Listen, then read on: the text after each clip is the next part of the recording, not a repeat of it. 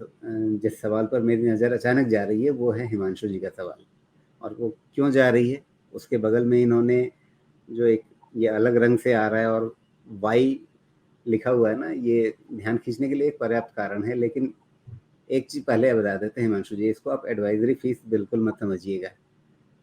ये सिर्फ एक सहयोग राशि है जो आपने इस यूट्यूब चैनल को दी है।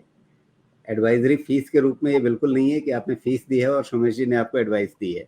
नहीं तो उसके लिए फीस देकर के तो फिर आपको सोमेश जी ने बताया ना कि पहले आपको इनके यहाँ रजिस्टर कराना पड़ेगा, तब जा करके फिर आपको ये एक्सेप्ट करेंगे कि ठीक है मैं आपको एडवाइस देना शुरू कर सकता हूँ। तो जो बंदिशें बाकी लोगों के लिए है जिन्होंने बस चैनल आकर के एक सामान्य दर्शक के रूप में हमें देखा है, सोमेश जी की बात सुनी है, वही सब चीज़ें आप पर भी लागू रहती हैं। बताइए, अब इनका सवाल है सूर्य रोशनी के बारे में। इन्होंने खरीद रखा है 134 के भाव पे और 2020 में ही खरीदा हुआ है। तो थोड़ा-सा तो मुनाफ़ा इन्होंने ले लिया था 400 पे। अब आगे के लिए इन लेवल्स पे क्या और जोड़ना चाहिए? और साथ में ये कि 2-3 साल और रखना चाहें तो रख सकते हैं क्या? मेरा अंदाजा ऐसा है कि ये बहुत ही फेवरेबल सेक्टर है, लेकिन बहुत ही अनफेवरेबल वैल्यूएशंस है सूर्या रोशनी काफ़ी, क्योंकि ये सारे स्टॉक्स मैं ट्रैक करता हूँ, ये सेक्टर ट्रैक करता हूँ। इसलिए मेरा ऐसा अंदाजा है कि ये धीरे-धीरे शायद यहाँ से इनको थोड़ा करेक्शन कूल ऑफ अब लेना चाहिए, बिकॉज़ इनमें रन अप बहुत ज़्यादा आ गया है। लेकिन जो आपने लंबा रास्ता पूछा, ये जितने भी आपके होम इम्प्रूवमेंट सेक्टर्स हैं, रियल एस्टेट एंसिलरी सेक्टर्स हैं, स्काई इज़ द लिमिट। जब मैं थोड़ा प्राइमरी रिसर्च करने के लिए निकलता हूँ रियल एस्टेट के लिए, तो जो आप लिस्टेड प्लेयर्स के बारे में सुनते हैं वो कुछ नहीं। जो लोकल बिल्डर्स हैं उनके पास आप जाके देखिए, इतनी स्ट्रक्चर्स बन रहे हैं और कहीं पे भी कोई घर खाली नहीं मिल रहा है, जो भी बन रहा है बिक जा रहा है और उनके दाम पे बिक रहा है, हमारे दाम पे तो कुछ नहीं है। तो सेक्टर में बहुत पोटेंशियल है और पता नहीं लोगों के पास बहुत पैसा है, बस वो अब कोई भी वो वैली हाउसिंग वाला तो बात ही नहीं करता, बिकॉज़ वो उनको लगता है कि बड़ा लो प्रोफाइल है, वहाँ कोई रहना नहीं और टाटा नैनो वाली हाल हो जाए।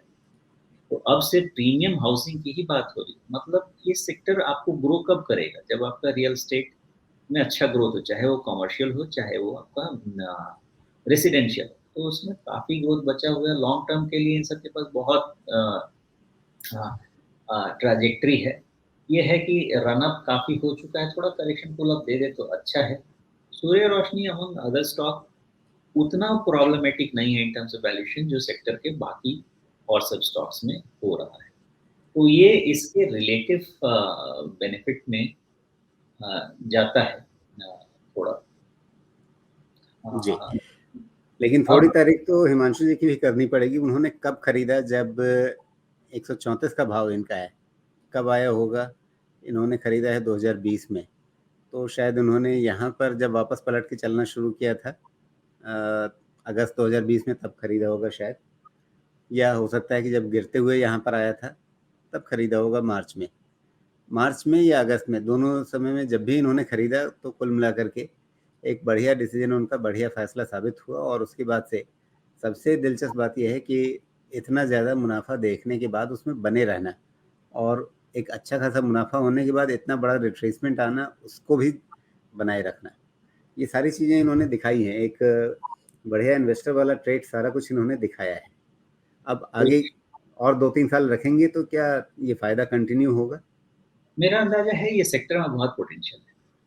लेकिन यही है कि गिरते जाए, इसमें थोड़ा एसआईपी टाइप काम करना चाहिए, तो बेनिफिट ज़्यादा होगा, बिकॉज़ हम बात कर रहे हैं यहाँ से 2-3 साल की, और 2-3 साल का व्यू रखेंगे तो ये सेक्टर देगा रिटर्न।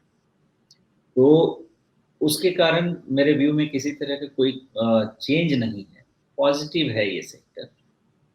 मेन चीज़ यही है कि थोड़ा छोटे समय में अगर ये थोड़ा बहुत और करेक्शन दे देता तो बेहतर रहता, लेकिन उससे भी बहुत ज़्यादा तकलीफ नहीं है। मेन चीज़ अब आप ध्यान रखिएगा कि थोड़ा-सा वॉच कर लीजिए, बिकॉज़ अभी इसका प्राइमरी ट्रेंड हो सकता है कि थोड़ा खराब हो, रिज़ल्ट तक तो वेट करना चाहिए। रिज़ल्ट देखने के बाद क्या हो सकता है, रिज़ल्ट देखने के बाद या तो 850 निकलेगा या 750 टूटेगा।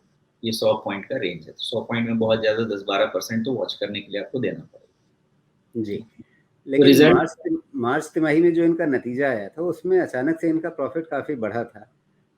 हालाँकि उस समय सेल्स उतनी नहीं बढ़ी थी, तो उसके पीछे एक चीज़ दिख रही थी कि इनका मार्जिन अचानक से काफ़ी बढ़ गया, 8 से 12 हो गया। तो मार्जिन के साथ अगर मुनाफ़ा बढ़ा है, तब तो वो सस्टेन कर सकता है। नहीं, बिल्कुल करना चाहिए। अब तो मार्जिन का किसी को प्रॉब्लम नहीं रहेगा ना, ये तो लास्ट क्वार्टर से ही डिसाइड हो गया। मेन जो इन्फ्लेशन इफ़ेक्ट था, उसका इसमें अगेंस्ट में जो इन्वेंटरी थी, हाई कॉस्ट इन्वेंटरी, वो सारी क्लियर हो चुकी है। तो अब फ्रेश इन्वेंटरी पे आपको मार्जिन का प्रॉब्लम नहीं आने वाला है। वो गेम हो गया, तो मार्जिन के कारण वैल्यूएशन एक्सपेंशन हो गया। यहाँ से फर्दर मार्जिन एक्सपैंड भी होंगे, क्योंकि मार्जिन अब यहाँ से नीचे जाने का कोई सिचुएशन नहीं है, बिकॉज़ इन्फ्लेशन ऊपर आने का कोई सिचुएशन नहीं है। तो इनपुट मटेरियल कॉस्ट पे आपको इश्यू नहीं आएगा। तो मार्जिन अब मेरे लिए लीस्ट कंसर्न है। आपने इस रिज़ल्ट के शुरुआत में ही मेरे से पूछा था कि इसमें मैं क्या वॉच करने वाला हूँ इस रिज़ल्ट में। मैं इस रिज़ल्ट में मार्जिन वॉच करने वाला नहीं हूँ, गिवन फैक्ट है कि अब मार्जिन पे इश्यू किसी को नहीं आना चाहिए। अगर आ रहा है तो there is fundamental issue with it. या जी, तो इनका इन्वेंटरी अभी नहीं है। अभी मेन चीज़ देखना है कि सेल्स कैसा ड्राइव करता है। अब सब कुछ टॉप लाइन पे आएगा, सब कुछ डिमांड लेवल पे हमको कंसीडर करना है। तो अगर डिमांड लेवल पे इश्यू नहीं है, तो बॉटम लाइन पे इश्यू नहीं आना चाहिए। तो उधर मेरा फ़ोकस है जी। इन सब।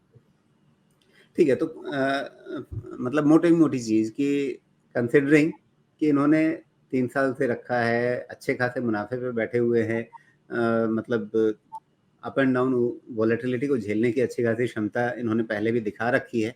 उसको देखते हुए एक फाइनल मार्कर इनको कहाँ पे रखना चाहिए कि अच्छा इसके नीचे गया तो जो मिल रहा है पैसा लेकर के घर ले आना है।